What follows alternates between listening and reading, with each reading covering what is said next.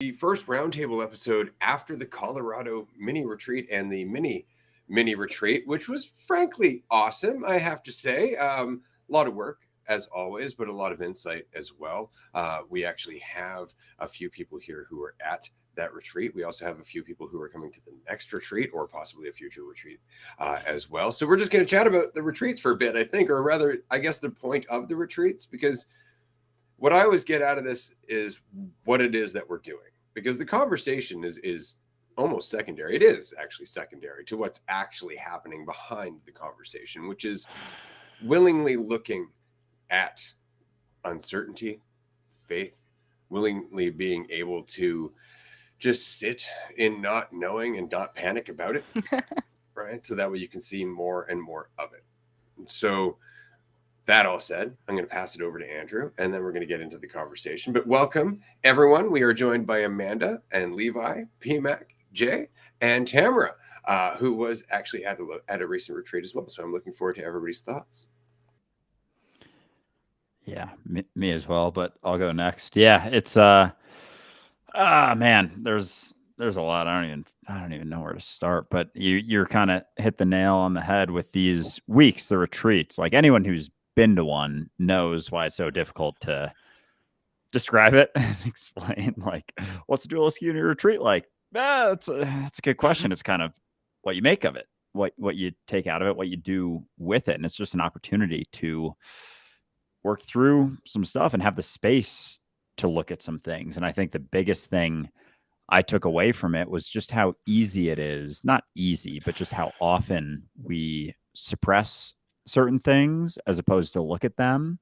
And, you go through things in your life, even back from teenage years, and you figure out ways to handle those things, those feelings, and you think you're working on them and doing things with them. But a lot of what we do is just suppress them. We find ways and tactics to just not feel them as much. And that's what we think we think we're overcoming them, but really we're just kind of numbing ourselves so we don't have to deal with it so much. And at least in my experience, I'm sure I'll be on fucking unpacking this for months, but I realized how many things I had found ways to kind of numb, found ways to deal with without actually looking at it. And so for me this past week, it's like looking at shit that I haven't felt for 15 years. And I was just realizing how much of it were things that I had numbed almost. In weeks like this, as much as Ray and I are hosts, like we're still going through shit too all the time. And so for me, this week was really some things came up that I hadn't felt in years and years, like 15, 16 years old. And I realized just how many things I did to mitigate those feelings, to kind of numb them as opposed to look at them. And so this week I was kind of faced with them and seeing them from an entirely different perspective, and was kind of trying to figure out what to do with them. And I'm still kind of unpacking and everything, and not trying to make judgments or opinions of them. And that's really, I guess, what it comes down to, is just being able to look at things without so much of an opinion and just allow it to continue processing, allow yourself to continue moving through things without the opinion, because it's always the opinion, our perception of it, that gets in the way of the reality of it. So anyway, that's how my week has been. Kind of some of the stuff I'm feeling. There's a lot more there, but yeah. So Awesome. anyway, Yeah, it's interesting, the process. It's not what you think. It's never what you think. And then you get looking at it and you're like, oh, I don't know if I wanted to get here. It's like, well, you did. You just didn't think it would be this, right? It's funny because we still have the intention to grow. We still have the intention to question. It's all of a sudden we get to this point where we're like, oh, but I thought it was this. It's like, yeah, that's kind of just how you justified the journey, right? But you really wanted this. It's just, as we've said, it's a gift with wrapping paper you didn't like. You're like, I don't know if I want to open that. But once you're through it, you learn.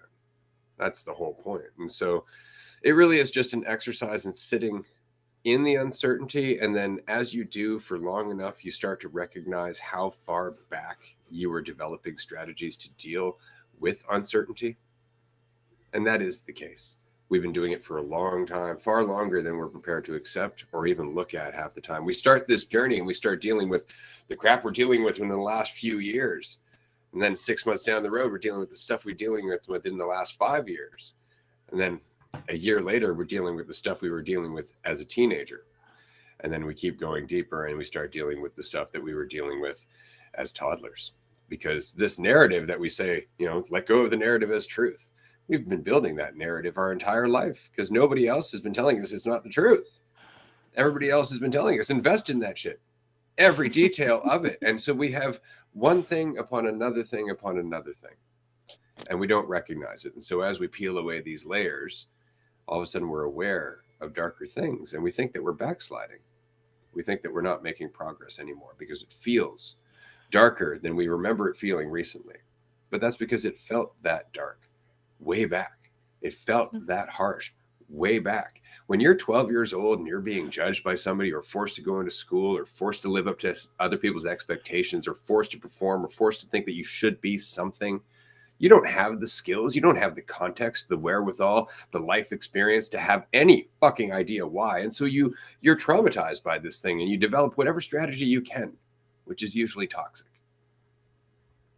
And then years later, you're dealing with all kinds of stuff, and you think it's other stuff. You really do think that your current problems are separate than the problems you had that when you were a teenager. It's not the case. They're the same problems layered upon one another. Right? And so as we gain awareness, we learn to peel those layers back.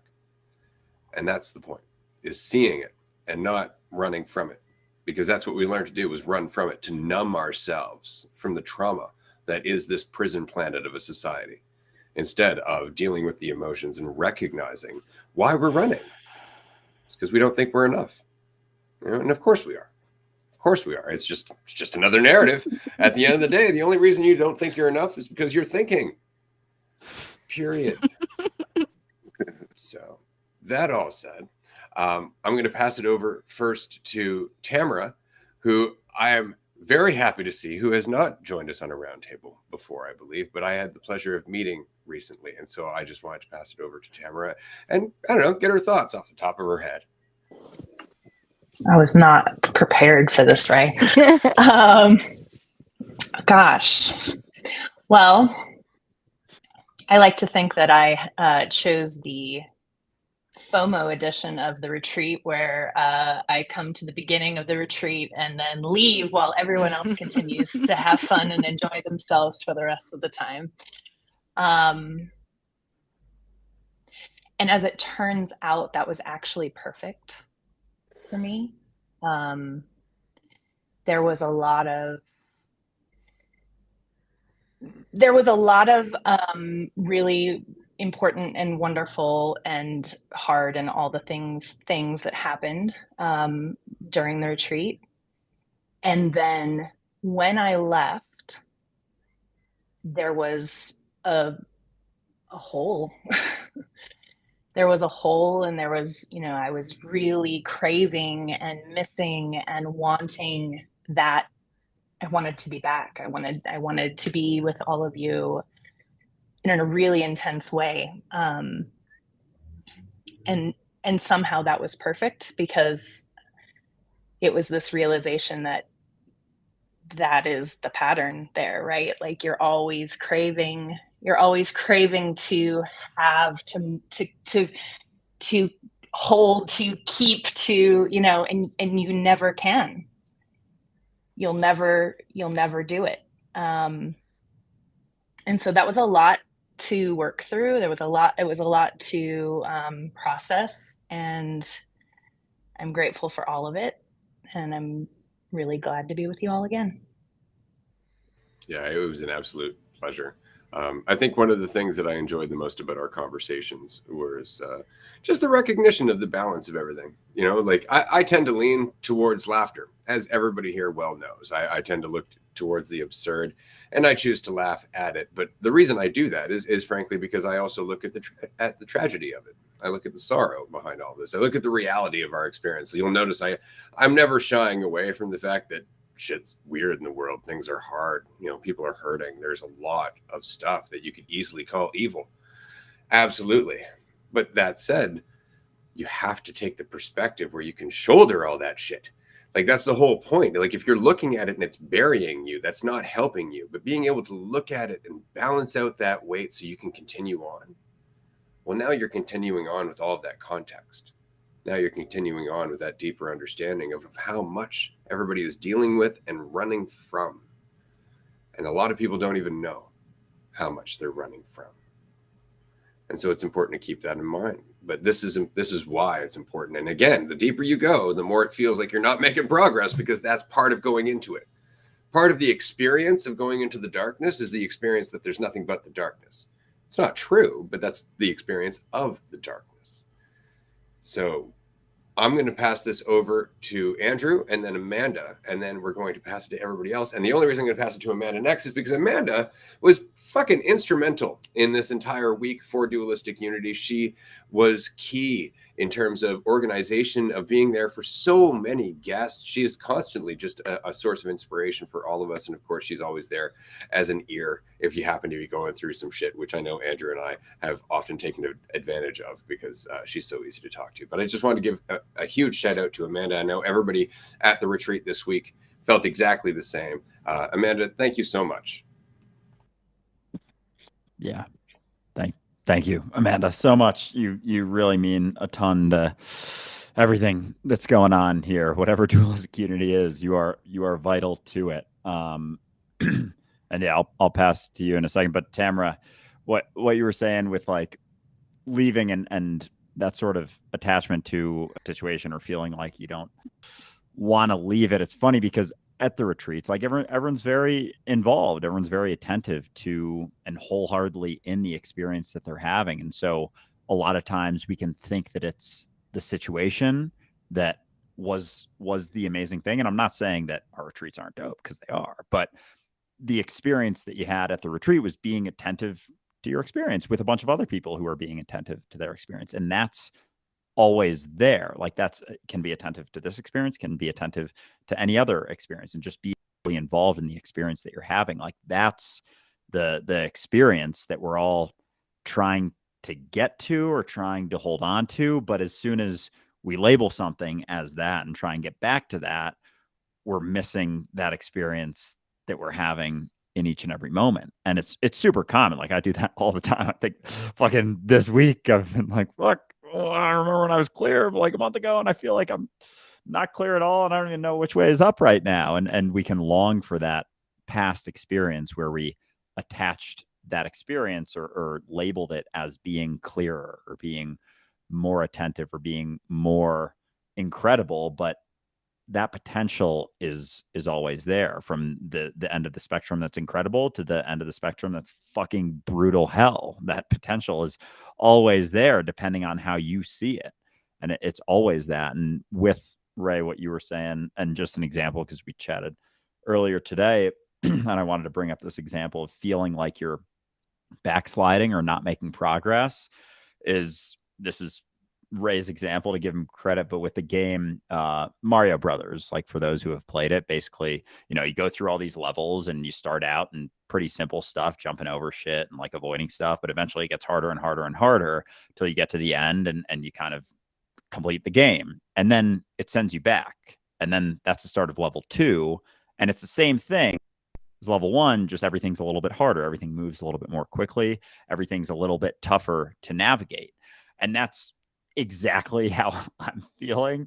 And it totally reframed how I was seeing things, because you can so easily feel like you're back. Like, I straight up, after this week, felt like I was back in my 15-year-old shoes, experiencing everything in the same way, like fucking being worried about how people are perceiving me, like wholeheartedly lost in that. And all it is, I'm able to handle it now. Like, I'm able to go back to those things that I had completely forgotten what those feelings were like, and able to see them from a totally different point of view. And it's like going through, level 1 and moving back to the beginning, thinking like, oh, I'm restarting. But no, it's you've gained all of that understanding, all of those experiences as you were going through. everything. You got to a point where you were feeling great, and it's like, all right, let's dig in a little bit more. And you can feel like you're back at the start. You can feel like you just lost all that progress, but it's still there. It's always there. And your idea of where that progress lies and where you are in it is never going to be correct. Your thoughts about this and you're going through is never going to be reality of what it's going through. And I think it's important to keep that perspective. And yeah, that example has just helped me a lot. So I figured I'd get that in here on today's live stream. But yeah, I will pass to Amanda.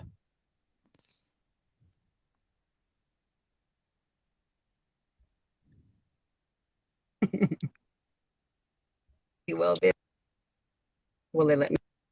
Yeah, we can hear you. We could hear you. There we go. All right. I think it's working.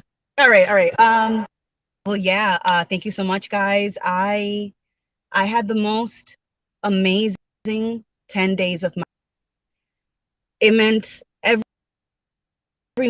moment felt so incredibly full, and it felt so amazing and so perfect because everybody that was there, everybody that was there, we felt the Discord community. We talked about them. We brought you guys with us. So even though it wasn't everybody physically there, it felt like all of us. It felt like all of me was there, and it reminded me of the feeling of falling in love, but not falling in love, but falling into myself by falling into you. And when I felt you fall into me, it felt like you were falling into yourself.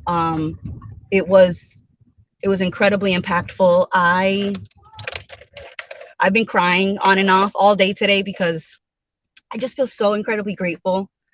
You know, like it feels like the most impossible dream is coming true. And logically, it doesn't make sense that I could get this dream because a part of me resonates, Andrew, with what you're feeling like of being that teenager who is uncertain and not, you know, the most worthy or valuable. So to imagine something that is not the best, to have the best experience or to get the best dream possible to come true, it just doesn't make sense. But at the end of the day, you know, I don't need to understand every piece and I don't need to understand why this is happening, but I am so incredibly grateful that it is and that I am here with all of you because this means more than I could ever describe. So the reason why I give so much is just because it feels so effortless, so wonderful. And it just feels like taking care of us, you know, of the greater, like there is no I. And so when we were having that 3-gram trip on the last night, it hit me very hard. And at first I thought like, oh, this is, you know, this is just another trip. We're going to feel some insecurities. And then the floor drops and you get fucking engulfed. And it felt like I was feeling waves of insecurity washing up on the shores of awareness or something like that. And even though I could feel the waves and I could feel myself, I could feel the water like trickling in and engulfing and surrounding me, they didn't feel like my insecurities. And what I mean is that they didn't feel like they belonged to anyone in particular. They didn't belong to me and they didn't belong to anyone else, but it did feel like I was swimming in the insecurities of other people. And I mean that like, Andrew, I imagined living your life. And if I lived your life, I absolutely would have felt everything that you felt. And I felt that while you were feeling it. And I felt the same thing for Mark. You know, if I lived his life, I would have felt his insecurities about his life or religion or sexuality. Or for you, it's, you know, what do I have to offer? Is it even good enough? And you know, I felt those like they were mine and yet they weren't mine and they weren't yours either. It just felt like they were just waves hitting the shore. And then as soon as I just could accept or could acknowledge that they didn't belong to anyone, they just ebbed right back into the ocean of thoughts and emotions. And sometimes it feels like I'm surfing those waves and thoughts and emotions. And sometimes it feels like I have fell off the board of awareness or I fell off the board of attention and time and got swept away in the current. But ultimately, I trust myself to find my way back to the shore, even when I'm in the waves or even when I'm standing on the shore about to walk back into that uncertainty, because I don't know if it'll be a smooth surfing or if it's going to feel like I'm hitting the water face first, you know, in that impact, that sting. But it just felt so wonderful to be there with all of you and to walk into the ocean together and to be the ocean and to be everything and then to be the shore that we came back to. And so I'm just very grateful that that we're sharing this presence.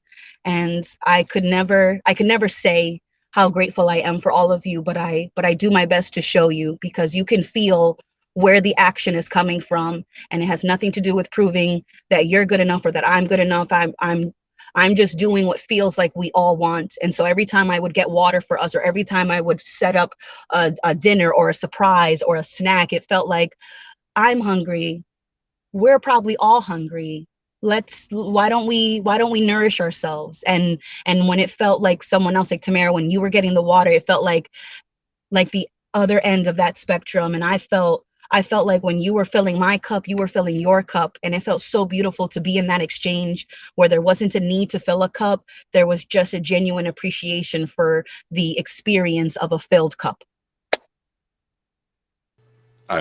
I can't tell you how much we appreciate it. And I know you know that. And very much. I love what you said there. It's non-specific. It's the experience of uncertainty itself. We think it's insecurity, but it's just how we translate our own faith, our lack of faith in ourselves. That's all it is. Right. Now, before I go any further, I'm going to pass it over to Tamara, who I know wanted to follow up with this. Hi, Tamara. Hi. Oh, it was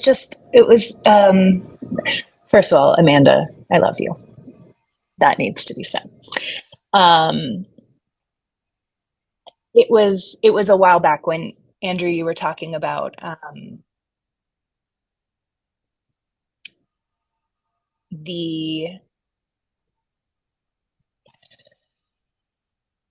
don't remember how you stated it, but I can remember what my insight was. So I'm just going to share that part. It was remembering that. Oh, I remember. Okay. So when I said that I was in FOMO and I was missing you all so much. And I did have that insight that I was the one that was present in that space. I was the one who had shown me love. I was the one who had shown me attention and presence and acceptance and everything that I've ever wanted from someone else, that I had done that for myself. And that truly it had come home with me, that presence, that acceptance, that love had come home with me. And I saw myself sharing that with my daughter, and I saw myself sharing that with everyone in my life. You know, it was always me from beginning to end. And it was a really powerful realization to just shift that. You know, I still missed you guys, but it was totally different. It wasn't coming from a place of need or lack, because it was already there. Always is, always has been, always will be. All of the tenses. Very, very well said. Oh man, because and that's it. Like, you would have never known how the experience would play out so that you could go back to see things differently. But it did play out in the way to allow you to see things differently. And we always, we want to maintain this idea and that things are just going to be on this fucking smooth trajectory, like everything's great, and we just get to a spot where we're feeling clear, feeling good, able to empathize with everyone, able to experience, everything. But in order to empathize with people, it's not just feeling good. Like, a lot of people aren't feeling great all the time. A lot of people are dealing with a lot of shit. And the more you open yourself up to all of those experiences, the more you're able to connect or see things from a different point of view. Tamara, very similarly, I came back with an entirely different perspective of people in my life who in the past I'd gotten frustrated with about certain things that I fucking realized were just things that I had suppressed for a very long time. And when they acted in that way, it reminded me, without realizing it, this is just me realizing it fucking today, like an hour ago, that when I would see that, the reason I would get frustrated is because that's something that I had pushed down for myself. It wasn't that I had overcome it like I thought I had, like my fear of judgment or concern about what other people think. Like, it wasn't something that was overcome. It was something more so that was just numbed. And so when someone else, say family or a friend, would get super caught up in being concerned about judgment, it would be like, oh, they're not thinking about you as much as you think. Like, it doesn't matter, blah, blah, blah, blah, blah. And there would be some frustration in there. Whereas now that shit's come up and I'm like, oh, I feel you. And it's a totally different perspective, but you can't have that without going through an experience yourself, whether it's, beautiful or incredibly uncomfortable. And it's always you, always meeting yourself, interacting with yourself, whether you recognize that from the depths of like just being you to just everyone being a reflection for you to see things. And the frustrations and the things we get caught in are usually pointing to something. There's something under the surface that we don't want to look at. And when we have the space to just sit with ourselves, we can realize how many of those things that we get worked up about or frustrated about are just within us. Like, they're just things that we're not looking at in ourselves. And so, yeah, I resonate with that a lot because it can shift everything. And it's just adding more and more perspective and ways of seeing things so that you can connect with more of yourself. Like, it's vital to go through the shit on your own in your experience and feel certain things in order to be able to connect. And that's the thing with Krishnamurti. I think he was asked once if someone could just be clear their whole life. It's like, you wouldn't even want that.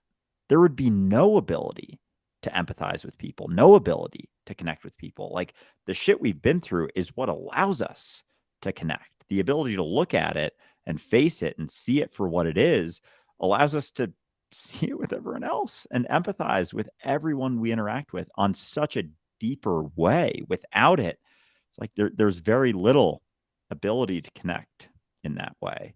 So I definitely feel you, and have been, I don't know, this shit's gonna keep unraveling, but yeah, I appreciate you sharing that, Tamara. Very much, absolutely. This has been a fun conversation. It's interesting because I've said it numerous times, and people tend to disregard it because, of course, when we're trying to get out of our suffering and our and all the entanglements that we've trained ourselves to be in over time, we tend to have this idea like, yeah, it's going to be better than this. It's like, yeah, but that changes in terms of what you mean by better. Like, we tend to have an idea that the goal is the cessation of all pain and suffering, whereas I would say it's the alignment with pain and suffering, the acceptance of pain and suffering, even the ability to look at pain and suffering and to act with awareness rather than fear. And that's really it. It's not about escaping part of what you are. It's about becoming more aware of what you are.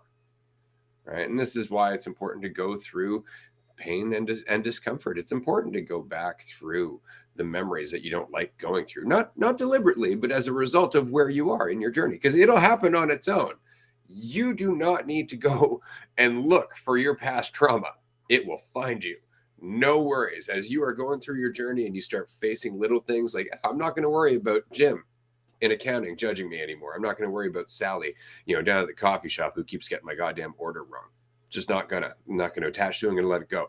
And then all of a sudden one day you recognize something that happened in high school where you actually, it was the first time you really held on to it and made it a grudge and it ruined your year. And then all of a sudden you're just like, oh my God. Oh, I can't believe I did that. And it's just that it was always in there, influencing everything that you've ever done since. But you forgot about it because you've been so caught up in coping with everything since then. And these coping mechanisms, they pile up on top of one another. They really do. We really just don't, we lack awareness of how much we've learned to do over time. And this is why it's important to go through those painful memories. This is why it's important to go through, that period of discomfort, because if you don't occasionally go down to hell or even always have one foot in hell, it's very difficult for you to talk to everybody else who's stuck there or perceives themselves to be stuck there. People in hell can't hear people in heaven. It is very important to remember that, because it does nobody any good to talk to somebody from on high. Oh, it's great up here. You're going to love it, when they're down there going through all kinds of shit. And I understand that's all symbolism. There's no heaven or hell for anybody who's listening to this for the first time. That's all bullshit. I just wanted to throw that in there. But it really is just about understanding that freedom isn't the cessation of all the shit you don't like. It's just not letting it land a blow. It's being aware of it without being afraid of it. It's very much like flight, as we've said before. flying is all risk. It's all risk. If you're in the air, you could fall. Right? It's important to be aware of both of them in order to be informed by it, right? So that is the entire point that I had, and I'm going to pass it on now because I could just keep rambling, as everybody knows.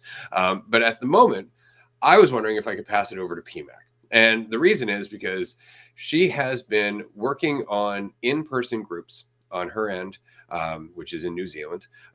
And I've been inspired by this. This is something that we hope to inspire other community members to do. If you have a place that you can get people together and have these conversations yourself, do.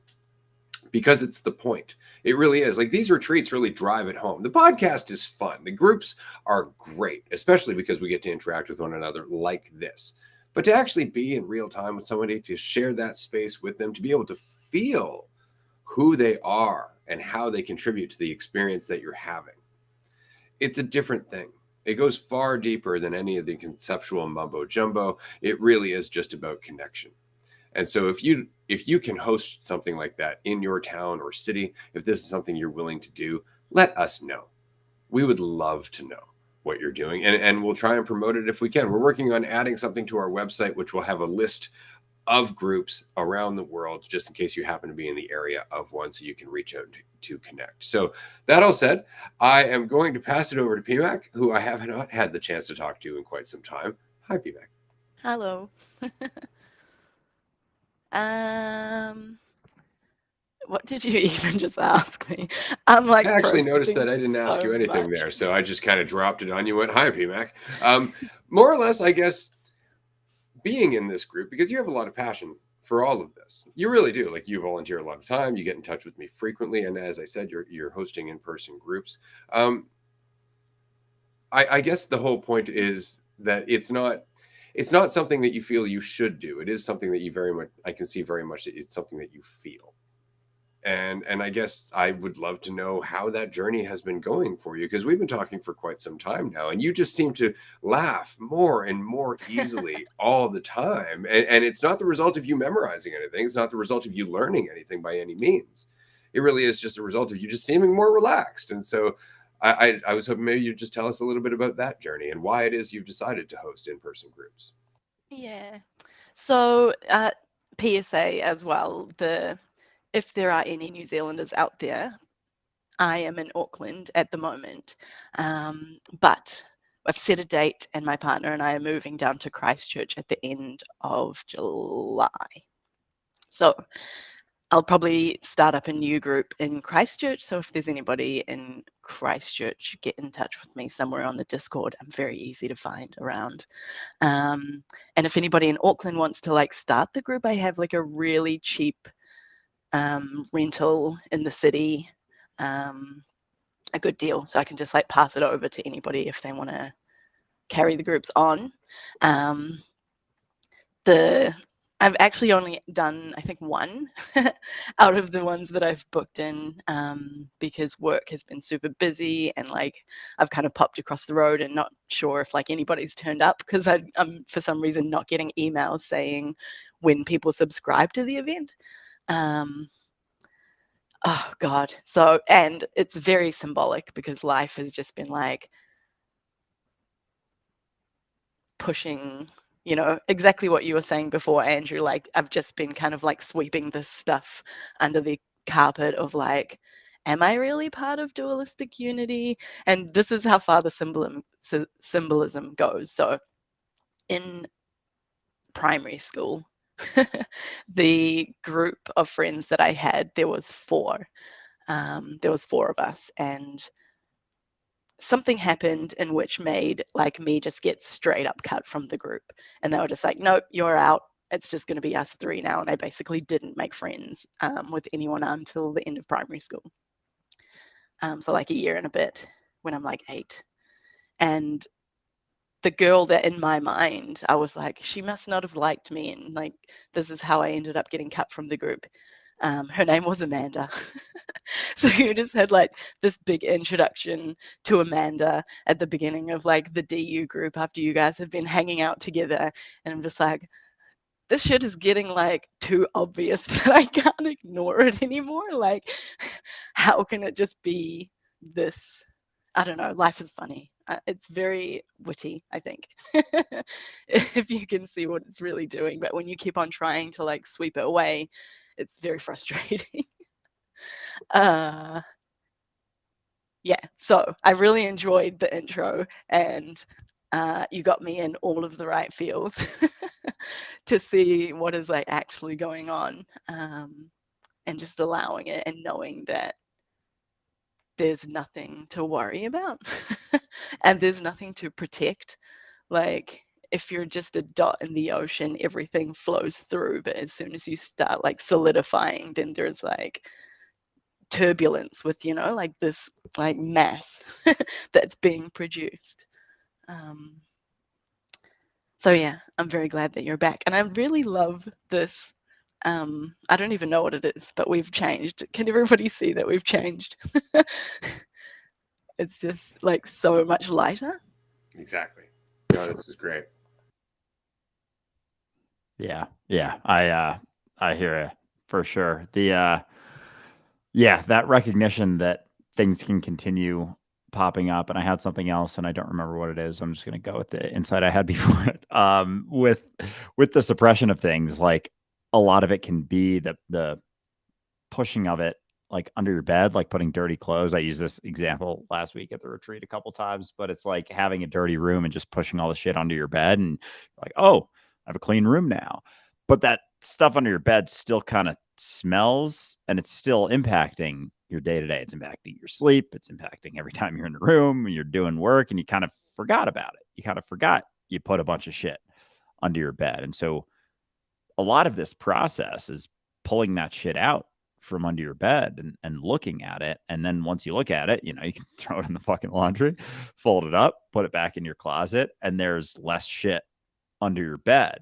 But we get very good at just pushing shit under our bed and finding ways. Obviously, it's a simplistic example, but we find ways of just dealing with our shit.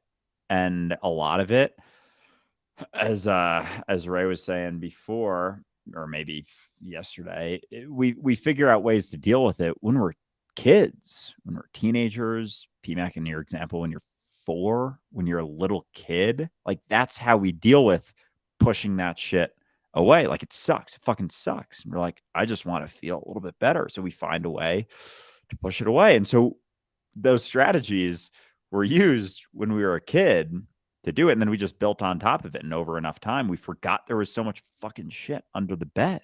We've completely forgotten about it, but it's still impacting us as much as, you know, we can feel really good about having a clean room. We forget how much shit is under there, and it's still impacting us. Like it still impacts us in subtle ways, like the ways that we act, the ways that we, you know, get triggered by things or respond to someone or get frustrated with someone. We think it's like, oh, just this momentary thing. Oh, this thing's coming up. It's just, oh, it's something everyone experiences, whatever. But like, no, there's a depth to that. There's a reason that's coming up. There's a reason that you respond in certain ways. And we rarely look at it, but it's for everything, for every response that we have, for every way that we see someone else. If we judge someone in passing, that's like, there's a strand of that digs deep into our roots. Like that's an expression of something coming from somewhere else. And so a lot of this process, as much as, you know, digging in, letting go of stuff, recognizing things can feel great. When you start digging deeper and deeper into certain things, you start to see more and more. You go back to some of those experiences that you learned how to deal with when you were 4 or 5 or 10 or 15 or 20 or 25 or whatever age that it happened. And you look at it from a new point of view because you've gained a lot. And now you're looking back at it and you're like, oh shit, that was something big. I totally forgot what that felt like. And now you're seeing it because you're digging in. And once you work through it, once you see it for what it is, it doesn't have that day-to-day impact, that day-to-day, moment-to-moment impact quite so much anymore. And you know, that whole story, the fiction of yourself, there's so much to it. It's not just a conceptual idea, it's how we act. It's how we speak, what we do, like fucking everything that we do is in some way informed by the story of us and all of our experiences. And we think it's just a conceptual idea, but it's also the actions that we take, the feelings that we feel, the frustrations that we have. They're all impacted by that, and they all come from somewhere, and we forget where they come from. And the digging in order to let that go, you got to dig deep into the uncomfortable shit. But then you come out the other end a little bit freer. But when you're going through it, it's like, fuck, I feel like this is going to last forever. This is the worst thing ever. I haven't felt this in so long. But then, you get through it, and it's just coming back to what's real and using all of the perspectives that you've gained over the years. And that allows you to work through the thing. But it's like, it's always happening too. It's just paying attention to what's real allows that process to continue happening. When we start digging in there, start thinking about it, like, oh, how do I get rid of this? How do I overcome this? How do I work on this? That's just almost hindering that processing from happening. Like, as you just pay attention and are involved in your life, it allows it to happen more and more seamlessly, more and more efficiently. We dig in there, think we have to do something about it. And it's just fucking with it. So you don't even have to do anything, which is kind of the beauty of it. It's just sitting in the uncertainty willingly, recognizing just how uncertain it is, and recognize how uncertain the experience that you're having is, and the feelings that you're feeling, and all of it. You don't know what's really happening. So you can just keep paying attention to what is happening in reality, which will allow the things that are processing to just keep processing. So that said, I'm going to ask if you'd like to tackle the question that's currently on the screen. Do you guys think that you can go through things we didn't deal with in the past while being on antidepressant medication? Now, I've been on antidepressants and whatnot, so I'm going to actually just pass this over to Andrew first, and then anybody else who would like to field it. I know this is a new interface we have here, but we have a private chat section. I know we can't raise our hands like we do on Zoom, so do let me know if anybody would like to jump in, and then we'll pass it over to you as we go. But Andrew, given everything that you just said about the importance of sitting through it, do you think that you can do that while not actually feeling it fully? Short answer, no. I've never been on antidepressant medication, so I feel, obviously I still have the perspective and everything that I said, and just our ability to suppress certain things. And I think antidepressants are another thing that is like one of the tactics of suppression, as opposed to looking at it. It's an avoidance tactic as opposed to a looking at it tactic.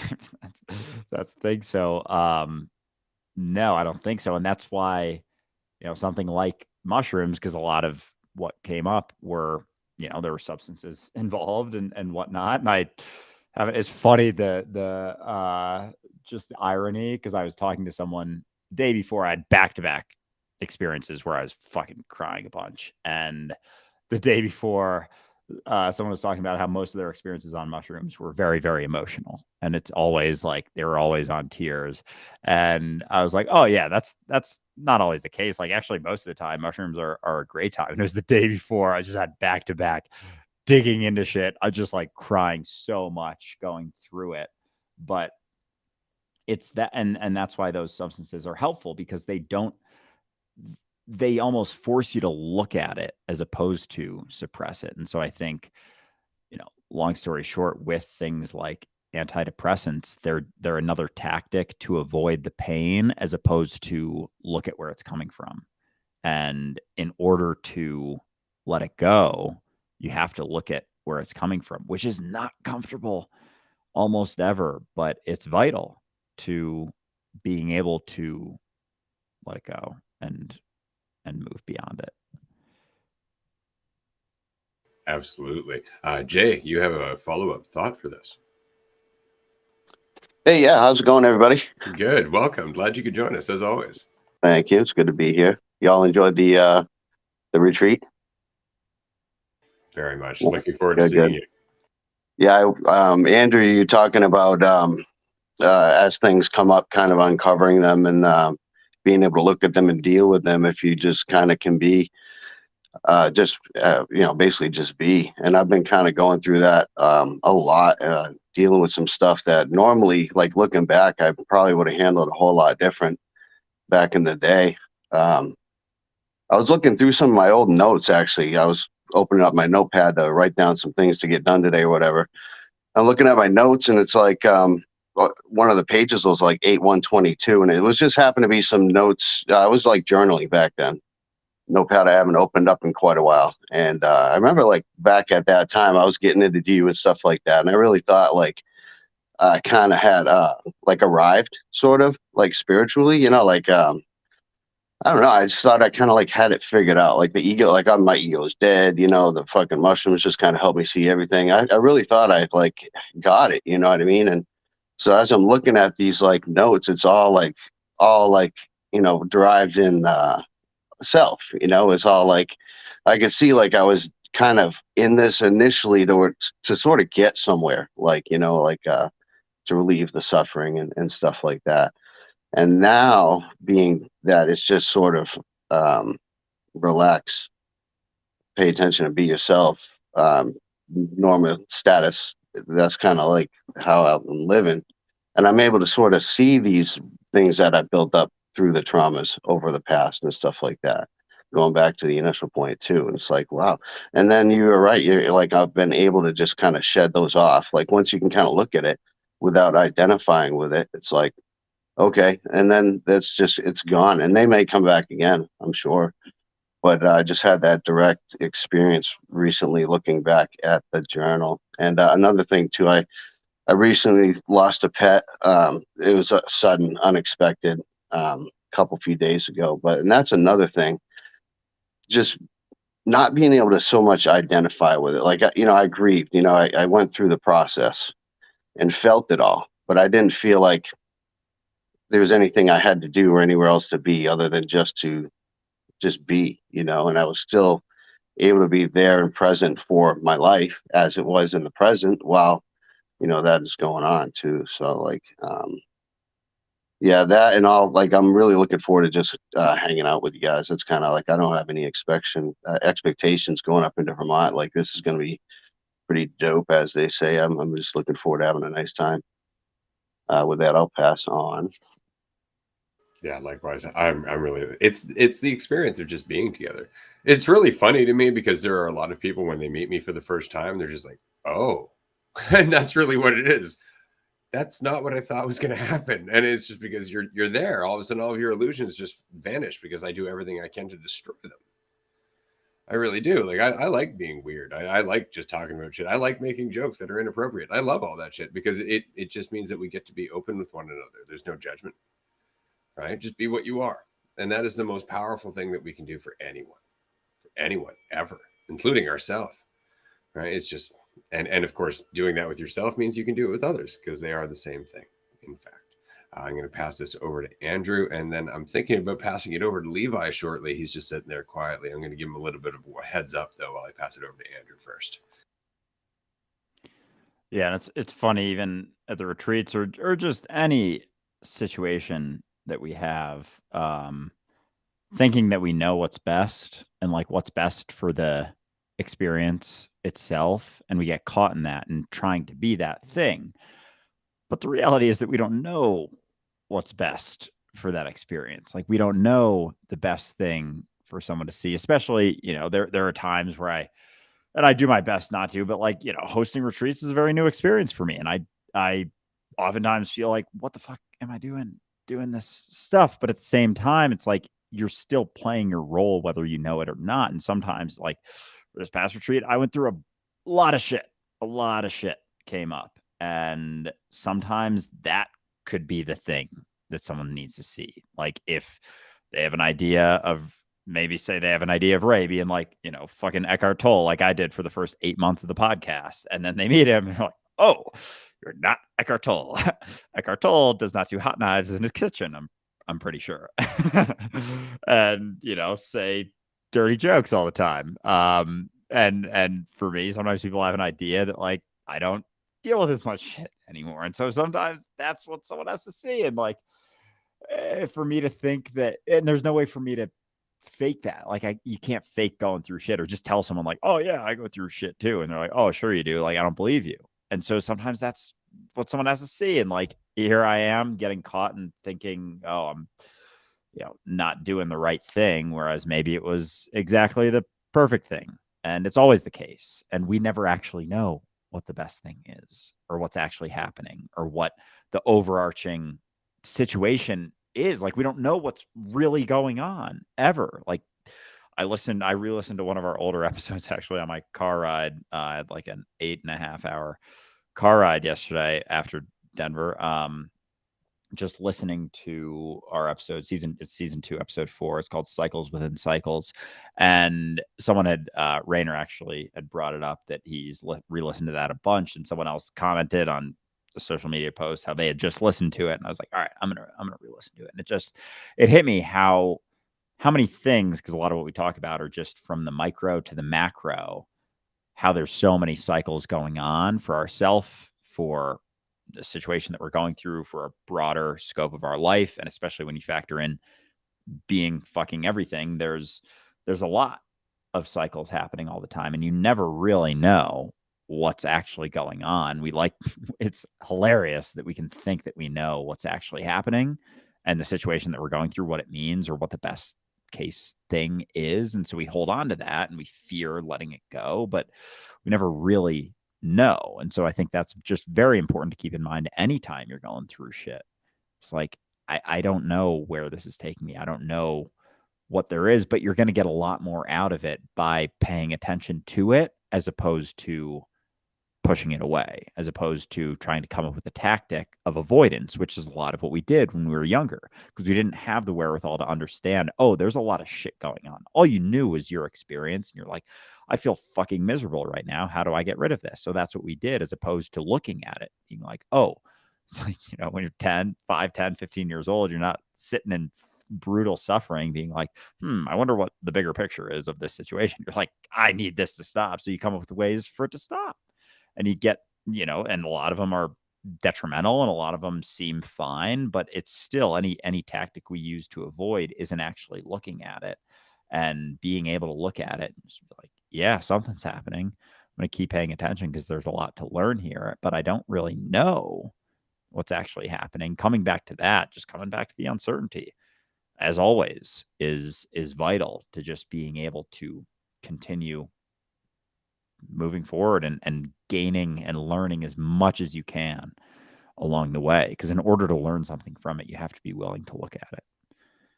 Literally, the only way to learn is to go into uncertainty. That's what learning is. Going into uncertainty and learning from it, right? And that's it. But it's the willingness to do it. And if you're afraid of being wrong, if it defines you, then you'd almost prefer not to learn at all. That said, Tamara, you have a following thought. I do. Oh, yeah. So you were talking about, people not being what you expect them to be.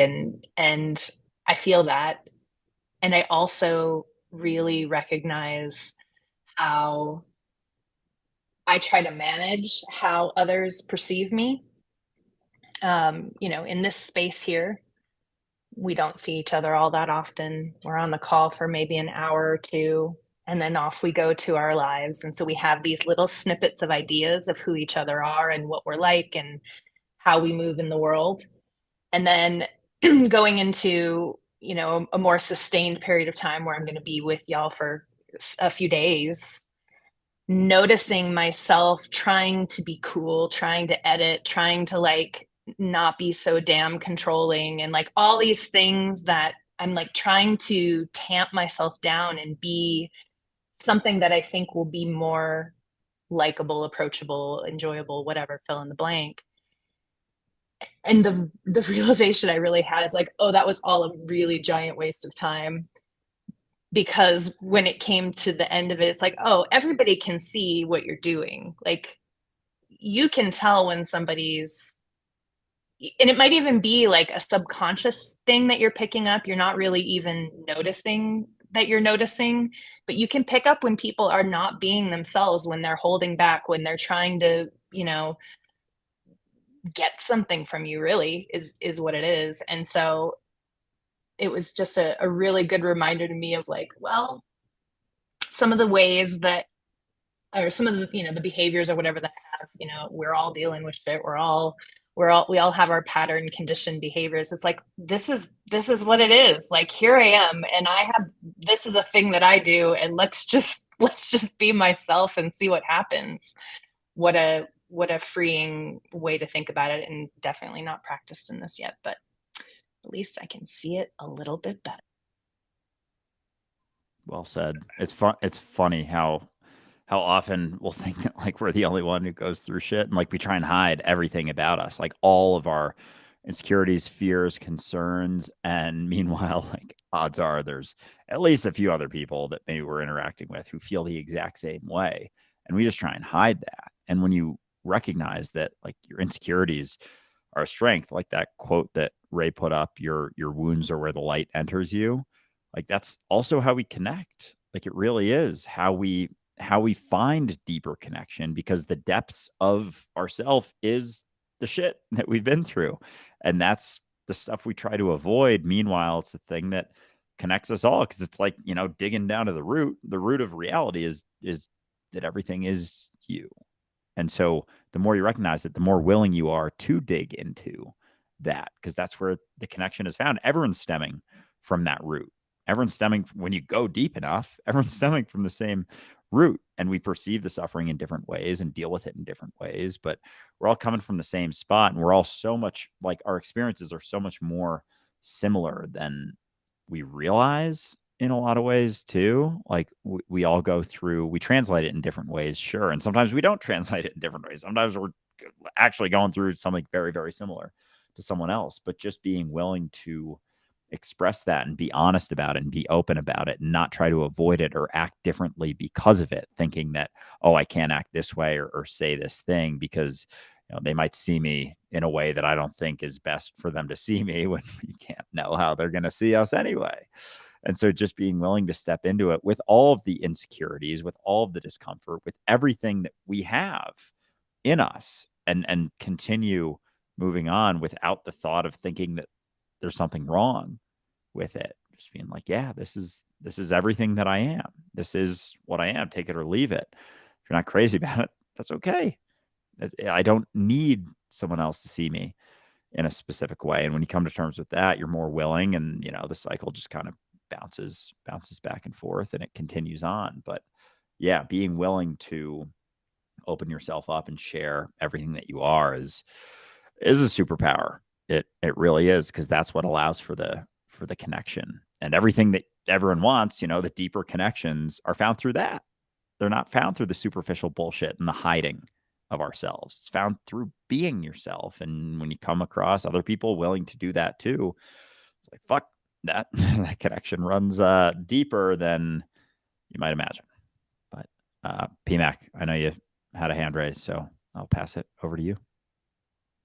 Yeah, I was gonna say, I think I shared it on the last roundtable that I had done the self-devotion ceremony, and so I just thought maybe my vows were sitting right next to me, basically like a marriage to myself. And so I thought I could read out my vows. Are you ready? Hello, me. I love me. Welcome home. Not just the silly, fun, giggling me, who is full of grace, who I wish I had more of, but also all of the angry and the frustrated and the overly passionate, the weird, who was made to feel small and unsafe. I welcome you back. There is only the illusion of right and wrong. Everything is acceptable. Everything I am is acceptable. I give me full permission to be 1100% entirely, infinitely and divinely me. Past, always present and future, inside, out, and beyond all of it. It is all my loving gift to me. Enjoy it all, embrace it all, get frustrated and angry with it all, completely free and boundless. I am blown away by my everlasting patience, faithfulness, and commitment to true self. No matter what, I love me forever and always, my first and foremost.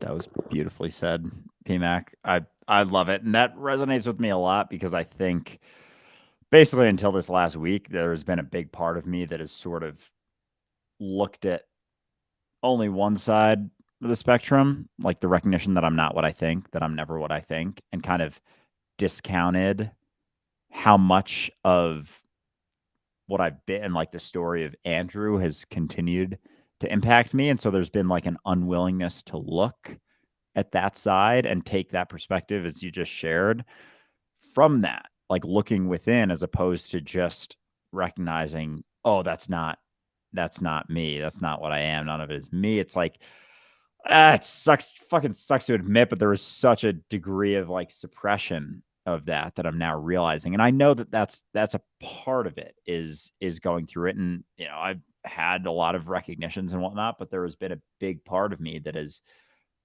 not been willing to look at certain tendencies or certain practices or certain ways that I go about things, or things that I experience, or frustrations that still come up, or insecurities that still come up, or anxious feelings that still come up. It's like, oh yeah, but I'm not that. Oh, I'm not what I think. And as opposed to looking at it, it's just like the surface, like, let's just cut that, because that's not what I am. And I recognize that clearly. And this past week has been that, like, with your vows that you shared, it's like been looking back at all of that, where all of those tendencies come from. And that is as much, if not more, of the experience of all of this than the higher minded stuff. And recognizing that you're everything, recognizing that you're God, recognizing that your reality is awesome, but it's a product of digging in to yourself and digging deeper into that, not attaching to any of it, but just being willing to look at it and being willing to see, oh, this is coming from somewhere, but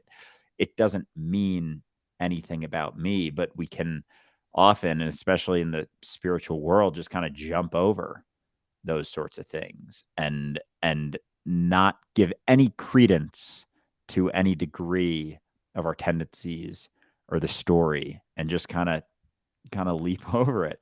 And yeah, and just continue to avoid it. And something Ray said a number of times, the quote, heavenly minded but no earthly good, realizing the importance of the earthly good. And I'm appreciating that side of it much more, because as great as it can be, and it's funny, like the symbolism, like even one of my last videos was like talking about the Big Bang and like expressing that. It's like, that's great. It's great to talk about, whatnot, but it's not as much on the ground as feeling the shit and being in the shit. And, you know, the impact of that runs a lot deeper, and it's all interconnected, you know, recognizing that the lack of perception, that division is just a perception, can help you to work through some of that shit and not take it as personally. But there's a difference between the willingness to look at that and the avoidance of it and looking at everything else.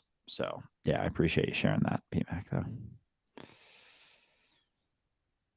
Levi, good to see you, man. Great to see you.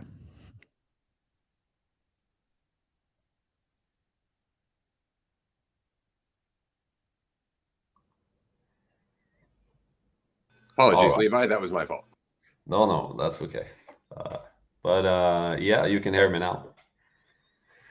Okay, cool. Yeah, no, this conversation about, you know, suppression of emotions and you know, them coming up and being a lot more on the surface is just, you know, it's really a description of my life, more or less. It's like up until about 2 years ago,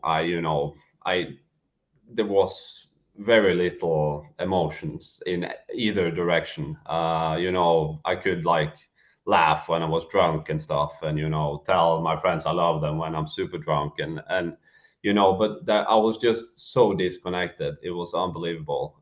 Now when I'm looking back at it, it's like I just felt like, you know, when I started to see this happening, like I had at some point this realization that what the fuck is this? Like something's, you know, something's missing here. And there was just all these kind of layers outside of me, like an armor, a shell, you know, that was so stuck. I still feel it for sure, but it's like it's coming off. And you know, emotion is up there. Like PMAC shared this poem on Discord in the weekend, and I read it, and it was something about like the lungs, like really accepting me, like my brain and my heart and everything. And it was just, I started crying. I cried and cried and cried, and it's like this is just happening now, and it's all so on the surface. And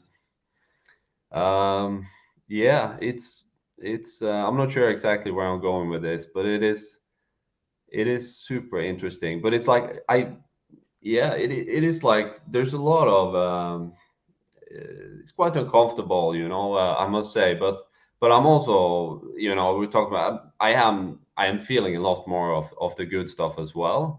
So it's both sides, but it's like yeah, I've been suppressing so much, and I feel like whenever I am like crying or laughing, because sometimes I laugh and kind of I feel things are releasing in a way, but it's just I usually don't, like, I never get like any hit like what was this, like, it doesn't really connect to anything in specific. But I really feel like in day-to-day life, when I'm like in work meetings, where I'm feeling I have to prove myself, or I just feel it all the time, when, oh shit, here's some shit that I'm dealing with right now, and I'm just trying to, like, stay level in a way without letting it completely kick me off, like my wherever I'm going at that moment. So yeah, it's very interesting.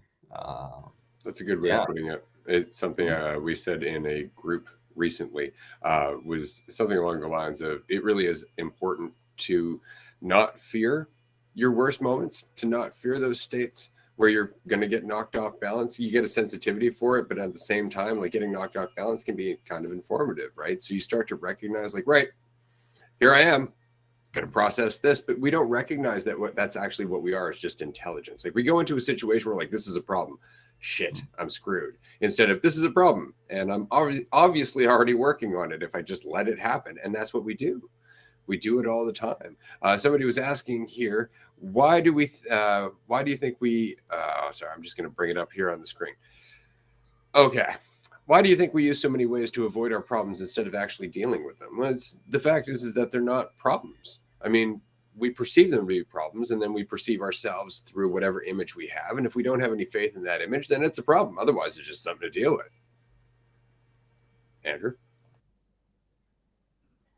Yeah, exactly. And yeah, I mean, even just it's just that perspective of it being something wrong. Because as soon as it's something, if we have the perspective that there's a right or a wrong way to feel, there's the idea that there's something to be attached to and something to be avoided. And when you come back to the recognition that there isn't so much of that, those things don't exist in objectivity. There's actually a lot to be learned from what we perceive our problems to be, and it's just a perspective. Like, you can have the idea that you have something wrong with you, and that could be the exact thing that builds a deeper connection with someone else, or even being willing to look at it from a different point of view will allow you to connect with someone else. And so if you're just constantly trying to avoid them, you're just coming up with, it's like coming up with quick fixes, or like a get rich quick sort of situation, just to get a little bit of money super quick, as opposed to building something that maybe doesn't have immediate benefit to it. Like looking at problems, it's not immediately going to feel better, but that's the difference between feeling better and getting better, is the willingness to look at them and not even immediately reframe it, but just look at it and keep looking at it until you realize, like, it's not something you have to avoid. It's just something that is, and it's your perspective that's causing you to feel a certain way about it. Your opinion that's causing you to feel a certain way about it. The thought that there's something wrong that's happening that causes you to tense up and get stressed and resist that, as opposed to looking at it for what it is and realizing, like, oh, maybe this isn't a problem. Maybe it's just something that can be looked at and can be dealt with and experienced, but not something to be avoided. Because as long as it's something to be avoided, just throwing those clothes under your bed, That's the avoidance, as opposed to, the whole process of putting it in the laundry and folding it up and putting it back in the closet takes way more time. But that's what allows it to not continue to fester. It's what allows it to be dealt with. So I know, Tamara, you had your hand up, right? Yeah, cool. It's gone. Levi.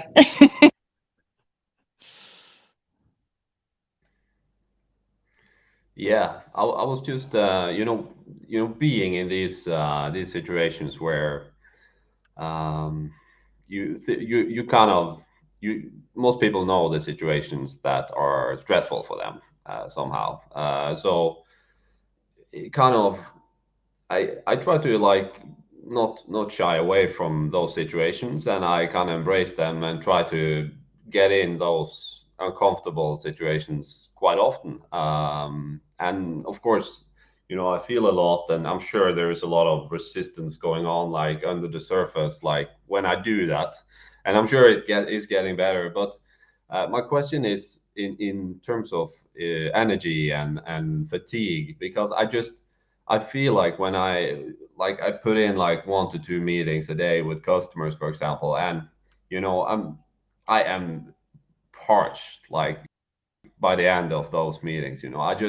I feel like I am. First of all, I feel I have to be like 100% there because you're trying to sell something to someone, and I don't know. It's just that whole situation as well. It's just very. I don't know. Just would love to hear some thoughts on that, because obviously I understand like you know getting tired is natural, but kind of I just feel so tired some days after challenging myself a lot. I think that's totally fair. I mean, it can be like that. It's kind of like anything at first. Like it's tiring because it's so new. It's tiring because you're putting so much into it. But a lot of that is almost over effort to some degree. Like it's interesting, after doing this long enough, you start to recognize like, oh, if I just think less about that meeting, like if there's less concern going into it, if there's less weight even during it, all of that, the meeting flies by. Conversation's way easier. It doesn't drain you as much. A lot of it's the weight that we add to ourselves. This was something that was said by one of our retreat goers this weekend. It's just in a moment of revelation. It's just, oh, we bring all the weight. It's like, yeah, we bring all the weight. Otherwise, it's just what it is. Right. But what you're doing is you're learning to go into those situations without falling back to your old habits or your old way of dealing with them, your old perceptions of talking to yourself and telling yourself you can or you cannot do it. And so all of this is new. And so every time you go into it, it's a new chance to push past that. But it does, in fact, get easier, and the weight starts to dissipate. I mean, this is why I don't sleep very often, or if I do sleep, it's for a little while and then back up and moving around. It's because, frankly, it's just not tiring for me to live. It used to be. It used to be exhausting just to get up and get going. Yeah, for sure. Like being able to go through situations while recognizing that it doesn't mean anything about you will, like, that is really what sucks that energy. Like the thinking about ourselves. We've talked about it before, but just how much energy our brain uses, we very much discount that, I think. Like we just think of being tired and energy use in a physical way. But if you're constantly ruminating about yourself and how something went and what something means about you, that's using energy as well. It may not be in like the, caloric way, but it's still energy that you need to then recover from, and you feel exhausted about. Like I remember my work meetings, I would get way more, especially years ago. I'd be fucking exhausted after some of those. Like a longer one, if we had one, most of them were like half hour, but if they were 2 hours long, I would be like, all right, I'm good for a while. Like we're gonna need a break. Whereas, going through our calls now, like there isn't that. Like we'll go 5 hours in a row. Like, yeah, feeling pretty good. I'll go work out after. There isn't so much of that. And so a lot of it, like we very much discount how much thinking about ourselves sucks our energy, and how much just that, the process of wondering and trying to find out and trying to find certainty, how much energy that takes, because it takes quite a bit.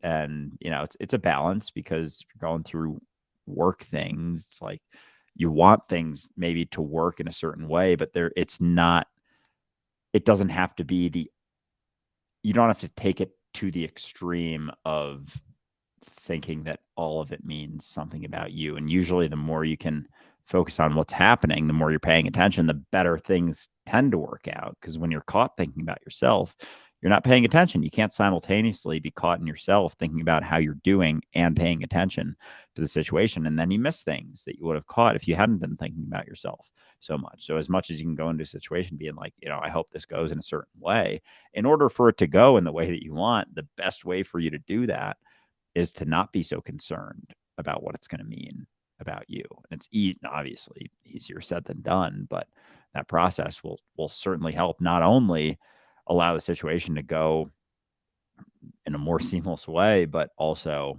maintain a lot more of that energy. And before I pass it, in the comments, Julia, I saw your comment, and yes, I believe that was your comment that I saw. So I very much appreciate that triggering me to get into that episode. So glad you enjoyed it as well, and glad you're enjoying the podcast. And the Levi. Yeah, for sure. There's a lot of me in there in those meetings. I just wanted to share an experience I had maybe, I don't know, maybe 1.5 years ago or something. And I was at this retreat thing with a bunch of new people, which is, stressful. I mean, anyway. And then we were there for like maybe 1 or 2 days, and then we were going to be there for like 3 more days after that. But 2 of those days was going to be like 48 hours of silence. No eye contact, no relationship with each other. And this is like, I think, like that moment when we turned off the need to relate to people. There was so much weight going off myself that it was just unbelievable. It was like, what the hell it was like, because I just noticed like how all the, I had 1,000 sensors out at all times, like calculating how I should do, what I should say, how I should look at them. And it was just insane. And then as soon as like we were supposed to talk to each other again, I just saw it turn on again, but it got a lot better. But it is crazy. Like, yeah, I can't believe I had any energy at all back then. But it's getting better, but it's going on still, of course. But yeah. Anyway, that was that. Tamara, you had a follow-up for that. I was just wondering, I had a question actually, and I'm arguing with myself in my own head as I'm even thinking to ask this question. So that's off to a good start. How much of like being tired from an activity, I hear everything everyone's saying about, getting yourself out of the way, and that, all that energy that it's taking to just be overthinking everything that's going on. And then I also think about activities and things that I do that are really tiring, and I will often attribute them to like they're out of alignment for me. Like there's something in this thing that I'm doing that is not, it's not the thing I should be doing. And I'm doing it because I feel like I should, or because, I don't know, it's almost like that tiredness, I think, can sometimes communicate to us that it's to go, hold on a second, what is this? And to take action potentially. And I'm just thinking about that in regards to some things that I don't want to do right now, and I'm avoiding them. And what is that? What's going on there? Well, I think the nice thing about that, and this is something I've learned to have faith in over time, is the fact that through that experience of going through these things and recognizing like, this isn't really what I want. This isn't really what I want to do at all. There's the practice first and foremost. I'm throwing this right out there of just dealing with it because, you're there. This is what's happening right now. Pay attention to it, as it were. But just the feeling of that changes your other choices over time. And what you find is your life actually gravitates away from that track. You actually slowly move towards another track that does align better with you. But we have this tendency of thinking everything's just black and white. Like, I'm not here, I need to be there, right? But we're always going through those gradations of gray area from one place to another naturally, just through having that experience. So I think it's important to both be honest about the experience you're having and at the same time recognize that you're strong enough to keep going through it as long as you need to. But that change is always happening. And I truly believe that as long as you're just honest about the experience you're having, you will find a way to change that experience. However long that takes is totally different for everybody, I would say. Yeah, because even with that, I totally resonate with where you're coming from, and that thought of like, when do I make the choice to change the situation that I'm in or the things that I'm doing? Like, when is it something that I'm just avoiding versus something that requires a shift in my experience? And we like to think that we know how that shift is going to happen. Like, we like to think that, oh, I have to unplug myself from this, move over here, plug myself into this. But sometimes digging into the thing that you're doing, sometimes it's like, I don't know if you guys can see this super well, and my fucking green screen's not working well, but sometimes it's digging in to that allows you to pop up in another experience. So it's not always avoiding certain things or separating yourself from a situation and jumping into another one. Sometimes it could be, take a job, for example. Like, you're going through a job, you're not crazy about it, but you actually digging into it, someone notices that. They're like, oh, you're super focused on this. You're doing a great job. I'm actually going to be starting my own company, and I would love for you to be involved in it. If you had separated yourself from that as opposed to digging in, that shift wouldn't have happened in the same way. And so we like to think that we know how shifts happen or how they should happen or how they're going to happen, but we don't even know that. And so all that we have is the experience that we're going through. And it comes down to, in a lot of ways, just making the most of that. And it's also not to say that digging in is always the best thing. Sometimes it is unplugging, separating yourself, but that's not the only way for change to happen and for a shift to occur in your life. Sometimes it can be through going through all of the uncomfortable shit that you don't want to face, that things start to change, and things are always changing and shifting, and we're always changing and shifting, and we don't know how we're going to see things tomorrow or what tomorrow is going to bring or what opportunities are going to arise. And so, we have what we have in front of us, and we can make the most of it until we realize, like, all right, I'm going to go the unplugging route as opposed to digging in route. But we never actually know necessarily which one, or, it's not even two, it's infinite number of ways for things to happen. And we never know how they're going to, but the more attentive we are, usually that makes for the best case outcome or situation to arise. Absolutely. I want to mention quickly, because we are coming close to the end, we've got about 20 minutes left here, that we are going to be continuing for another hour and a half in a group chat that you can join on our Patreon page, tier 2 and tier 3 tonight. There is a free trial available if you haven't joined our Patreon page, or if you've never gotten into any of our groups. It's totally worth it. 5 days a week, you can chat with Andrew and myself and the rest of our community. Likewise, we have a kick-ass Discord community, which is totally free to join. You don't, in fact, have to pay for anything or anything like that, but I do encourage you to do so. If you like this conversation and you want to be able to pick through things with other people who are willing to be vulnerable and honest about the stupid shit that we all kind of go through, I can't recommend it enough. It really is just about the community. That all said, there was a question that went by quickly, and I was hoping that we could cover it because I think it's really important. I'm going to throw it on the screen here. Why do we get so scared when good things happen to us? And I find this to be a really good question, because that is very much the case. We almost self-sabotage when good things are happening to us, and largely it's because it requires us to change. And so we'll tell ourselves we want change, we want change, we want change. But then we recognize that that means uncertainty.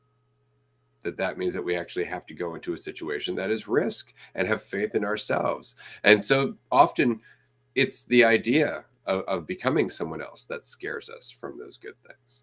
Even though it would work out as it always has, the fact is that we don't know who would we be without all these fears. And so for you to let go of that fear and take advantage of that good thing would mean becoming someone else.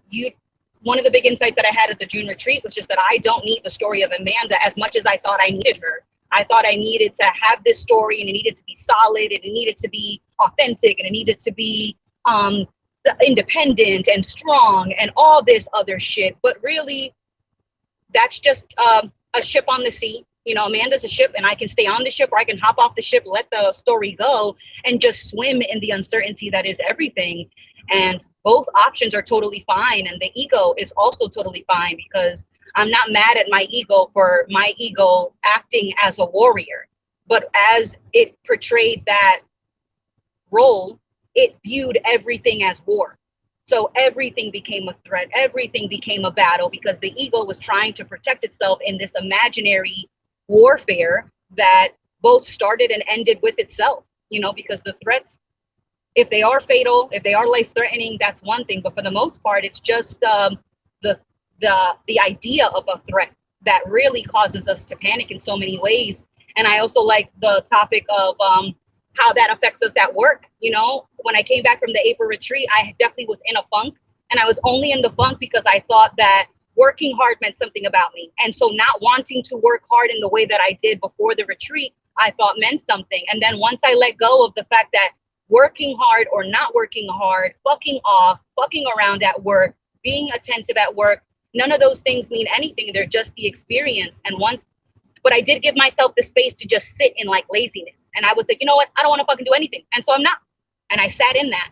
And I sat in that for like an hour or two, one work day. And then I was like, now that I've given myself what I thought I wanted, I don't fucking want this. And I never actually wanted it. I just had an idea that I couldn't do the work, that I wasn't capable, or that I wasn't ready or suitable for it. And because I felt that I was disconnected, I wanted to reject it. And that rejection and that suppression of why do we avoid so many things, in my opinion, is just like a reflex, or it's just like the process of breathing. So you don't actually have to think to breathe, right? You just breathe. But if you apply some attention and awareness to that process of breathing that normally does not require your attention, but when you add that attention, it deepens the experience. And so I'm not mad at myself when I have a reflex that suppresses. In fact, I almost expect it, because to feel suppression, to not feel avoidance or running, that's not the full experience that I've had so far. And when I do think of what I used to do and how I used to lash out and snap, I appreciate that, because I know in my mind now, I tried that approach and it fucking blew up in my face. And so I don't want to forget that I took that approach. I appreciate that I remember it, and that I realize now that I didn't need to do it then, and I don't need to do it now. And so when I think about like antidepressants or numbing or suppressing, all of those things feel like they avoid the symptoms. But if I avoid the symptoms, I'll never get to the root, and I'll never find out why I push things away. And that part of the process is liberating. And so for me, freedom is home, or home is the process of discovering, of feeling free is home. And I take that with me everywhere and into every situation that I'm ever in, whether I have something similar of a point of reference or not.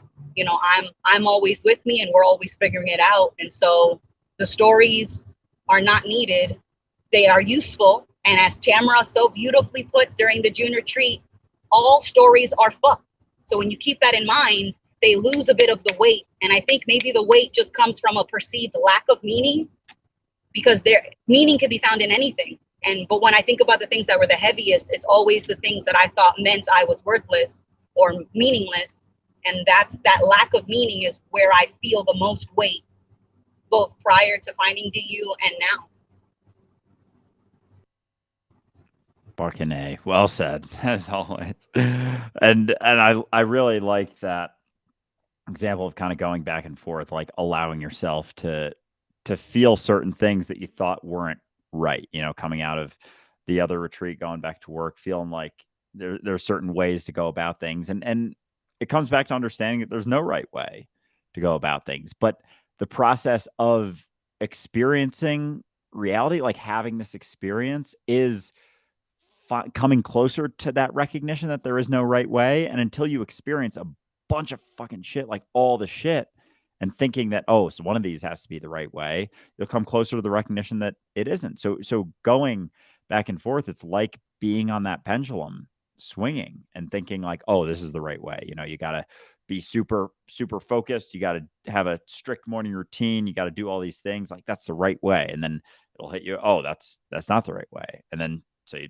swing to something else. And oh, I'm going to do fucking nothing. I'm going to do fuck all for, you know, a few weeks. It's like, maybe that's the right way. It's like, no, it's not that either. And it's a balance of all of it, like all ends of the spectrum, from being willing to dig into something super deep, being willing to take a step back and just take a breather. Like, they're all components. And so if you look at reality as just the gaining of experiences, like going through all of it, going through the feelings when you're younger, going through the shitty situations, suppressing those feelings, that's another experience to be had. Suppressing them even more, another experience to be had. Eventually they're going to fucking come up. That's another experience to be had. So there isn't so much of a good or a bad experience, or right or wrong experience. There's no experiences to be avoided, because they're all components that add more to you, that, you know, tools in your fucking toolbox. And then that allows you to connect. And there's certain things that will allow you to alleviate some of your own suffering. And there's certain degrees of suffering that will allow you to connect more deeply with someone else and maybe help them have a different perspective and then alleviate some of their suffering. And so we have this idea that, like, oh, I just want to feel better. I just want to feel good all the time. But there's so much more to experience than just that side of things. And so much of the depths of our shit inform all of the amazing things and give us an appreciation for those experiences and the connection when they can come in tandem, you know, going through some shitty shit, and then someone else comes across and they're going through some shitty shit, and then you have a connection, and then it's not so much shitty shit anymore. And then it's a deep connection that's actually beautiful, but it wouldn't have been there without the shitty stuff. And so we like to parse out certain things like, oh, this is the right way to be. This is the right way to act. This is the right way to live. And it's never that. And so it's just being willing to experience all of it, like looking at an experience and just being like, yeah, all right, here's another experience to be had. Didn't see this one coming, but here it is. Let's pay attention to it and learn as much as we can from it, because it's not going to last forever. So let's see what we can get out of it. And that's all that life is just getting the most out of every experience. And the less judgment you have of it allows you to experience it more and more fully. And yeah, that's what a lot of it comes down to, I think. It really does come down to faith. And it's largely because, and I was saying this in the private chat, because we have a little private chat section here in this new interface that we have, that your thoughts will always justify the perception that keeps you focused on them. So if you don't question your thoughts, you will end up in a repetitive cycle of perception. That's it. Because your thoughts are just going to keep telling you, no, that's what you got to keep thinking. You keep thinking that. That's how we survive. So you have to question it in order to live life. Otherwise, you're just living in perception. And if it stagnates, it stops feeling like living. Amanda, you had your hand up. Yes, first try. Fuck yes. All right. That's a victory. You know, I love them.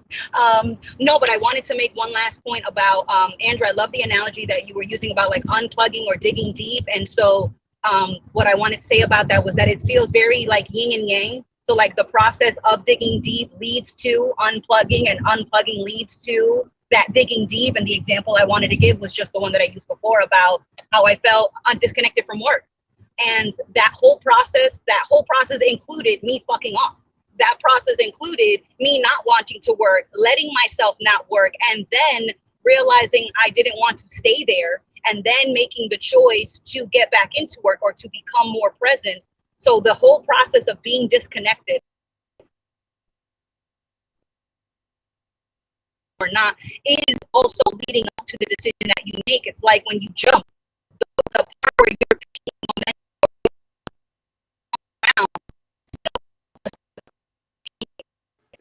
Unfortunately, you're breaking up on us, Amanda. It is.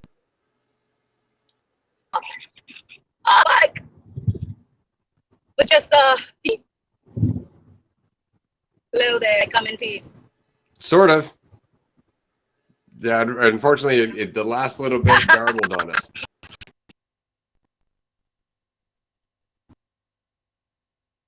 Yeah, unfortunately, okay. You are stuck. So before we run out of time, because we only have 4 minutes left, PMAC, you had your hand up. You would like to follow up? Sorry, Amanda. I can just continue Amanda's thoughts because that's exactly what's happening at work. So it's like I'm getting stressed, and so therefore I'm not paying attention in the team meetings because it's like, why am I sitting here listening to other people talk about their problems? I've got problems of my own. Like, why don't I just do some emails on the side and not really pay attention? Meanwhile, telling my boss that I don't have enough time, like there is too much on my workload, and she's like telling me in those meetings the way that she's solving the problems for me, and I'm like looking at emails being like, this is not important. And it's just like such a crack up when you realize that, like, okay, you can just chill. If you pay attention to what's in front of you, you'll get the answers that you need. But you have an expectation that the way that things are going to ease up for you is by them doing X. So unless they do X, like, I'm still going to be busy. I don't care what else you're doing. And yeah, just like being completely veiled in what you're doing. Just like, what's going on here? Like, what are these things? And it's just like, hold on, just take a second. Like, this is what it is. More often than not, that really is the only thing that we can do that would add anything to our life. Just take a second. Just stop before you give in to that urge to react. Breathe. Try to remove whatever need and fear you're holding on to, and then act. But we never take that step. We very rarely, because we just don't like the way we feel. Jesus, this is uncomfortable. I got to do something. And we reach for the first half-baked fucking idea that we have, just because it promises some cessation to the discomfort that we're going through. But if we just sat in it just long enough, it's like getting into a pool and then jumping right out. It's like, it's cold. And it's like, yeah, give it a second. It'll adjust, but you have to give it a second. And we rarely do. And it's because we don't think we can face that discomfort. We really do get afraid just because we don't think we're strong enough. That's all it is. And the only thing we're doing there is making an assumption, because if you weren't strong enough, you wouldn't fucking be here still. So you've been wrong this whole time. What makes you think you're right now? We have about 2 minutes left, and I'm going to pass it over to Andrew to wrap this shit up. But I wanted to say very quickly a couple of things. Thank you to everybody who participated in this, whether you're here on the screen with us or you're in the chat section. We really do appreciate you being here. I also want to give a shout out to Restream for this fantastic interface. This has been a lot of fun. We've been able to throw up some comments. We've been able to throw up some quotes. We've been able to do all kinds of shit on the screen, which is definitely a lot of fun on Twitch or YouTube or anything. If you can join us in 20 minutes-ish, we're going to be doing a tier 2 call for 90 minutes. You can join us, chat with us, ask us a question, anything you'd like, and we would love to see you. And free trials are available. Andrew, time to shut her down. And just scan that QR code over there for Patreon. It's a great time, and we have a free trial, so it's totally free. But yeah, fuck, this has been a blast. I appreciate all of you very much. Going round and round about all of it, digging in, and PMAC with that last point. I had a thought, and that with paying attention, it's like, it's so funny how we cut ourselves off and we continue missing things over and over and over that just perpetuates the things that we're dealing with, the things we're struggling with. It's like at some point you come back to paying attention, you're like, oh shit, it's right there. It's been right there the whole time. That's so many things in reality, in our experience. So I resonate with that a lot. And a lot of it just comes back to recognizing that the processing is happening, whether you're managing it or not, it's being processed. So you can continue to pay attention without the need to feel like you know how it's being processed or how it's going. But anyway, this has been a blast. As always, looking forward to continuing on Patreon very soon. I appreciate all of you very much. And if we don't talk to you in 15 minutes, we'll talk to you very shortly or soon. Bye, everyone.